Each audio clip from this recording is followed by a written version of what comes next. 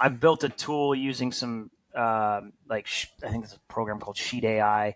Basically, integrates ChatGPT into Google Sheets, and I have this kind of chain prompt that goes through where uh, I got to input some data in. So like I'll scrape rankings for individual URLs. I'll scrape the content for individual URLs.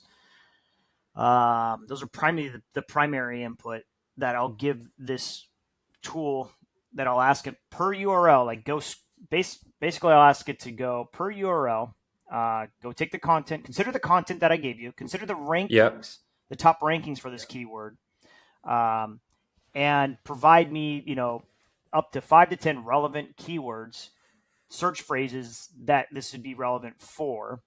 And then that can get compiled into a kind of a keyword list. Based on those keywords that are produced, I could then have it create, a title tag, a meta description, H1 tags. It could do a small snippet of content. And I could mass scale this across a lot.